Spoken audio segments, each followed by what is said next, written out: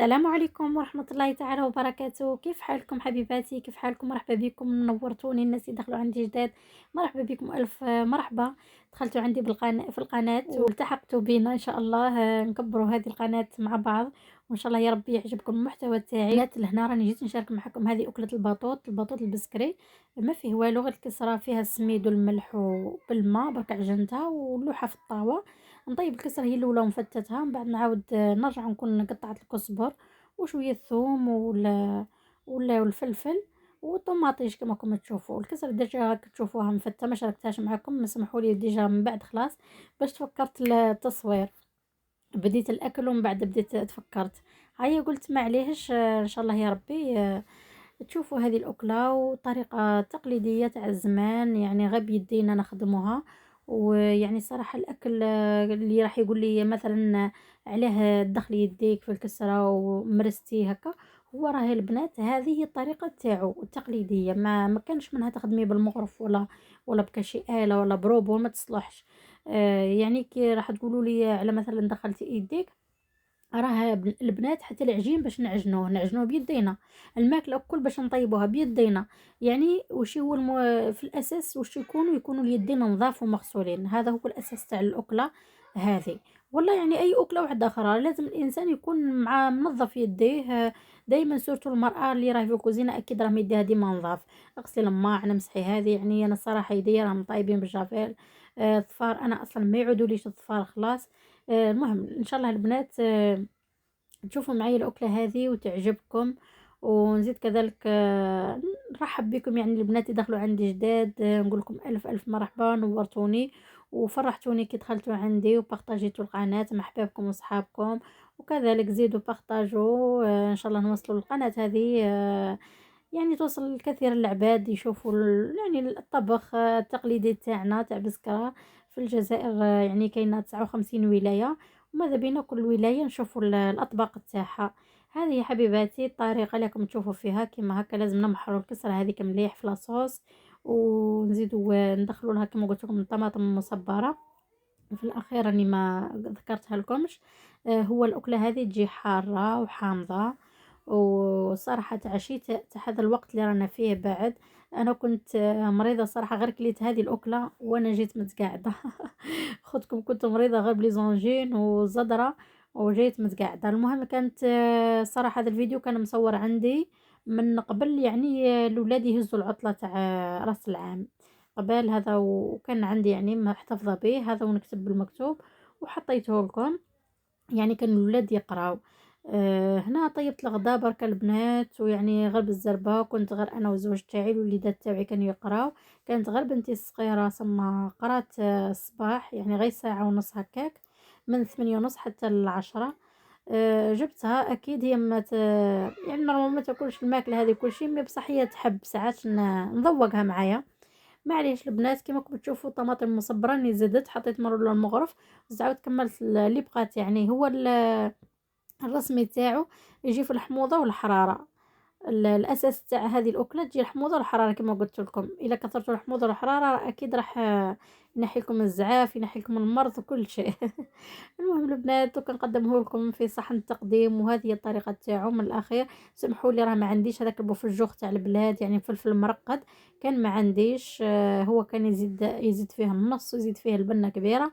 يلا غالب ما لقيتش شكون يجيب لي من البلاد.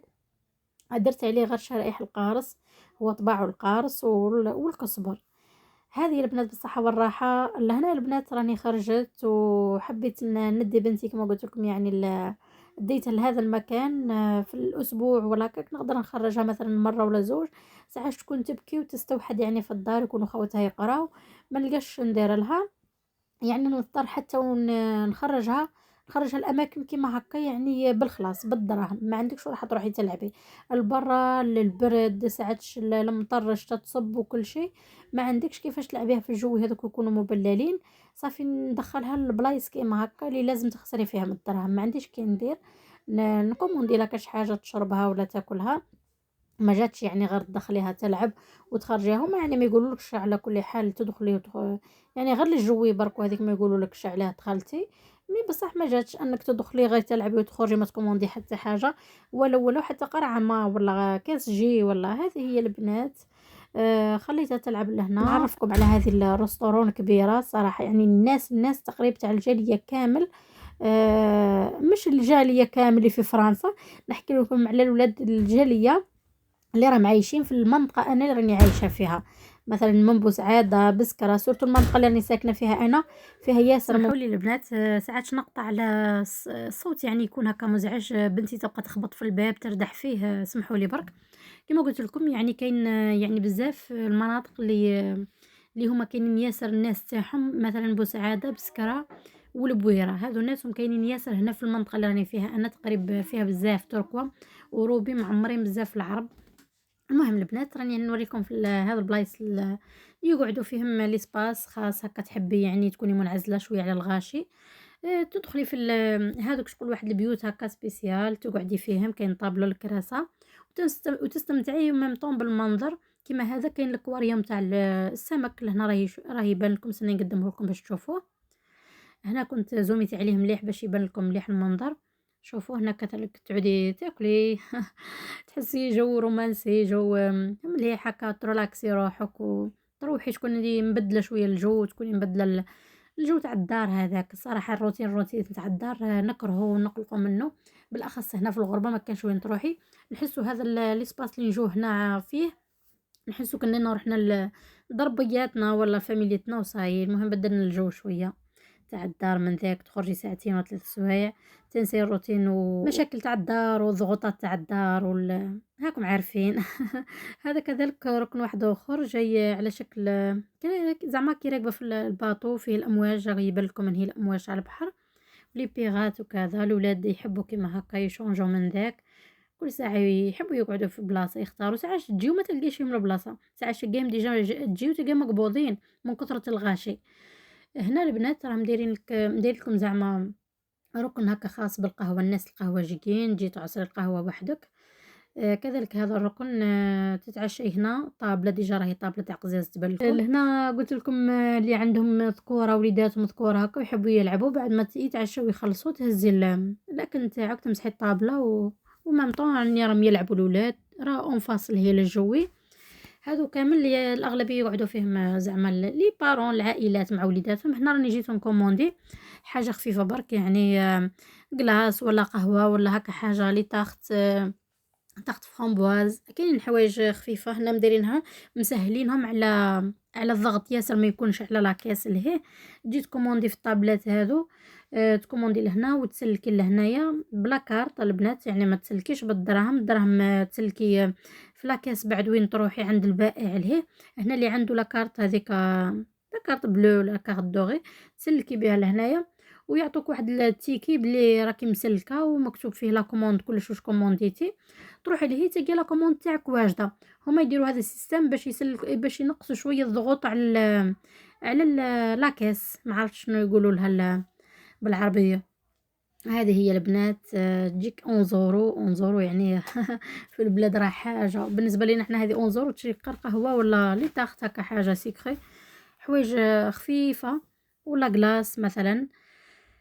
صراحة هي الرستوران هذه راهي كبيرة يا البنات، فيها لتحت وفيها الطابق ثاني أول فوق راه كامل طوابل وكراسة، وهنا يقعدوا فيها الأكثرية العائلات على حسب الجو الوليدات باش يلعبوا. إن شاء الله يا البنات يعجبكم الخريجة تاعنا البسيطة اللي خرجتها غير باش نلعب بنتي، من ذاك شوي ساعة عندها تبدل الجو. راكم تعرفوا بما انهم الوليدات اللي عندهم مثلا طيف توحد اللي حركيين، خاص ما تبقايش ديما حاصرتهم في الدار ما يزيدش عليهم هذاك الشيء وما يتعصبوش اكثر.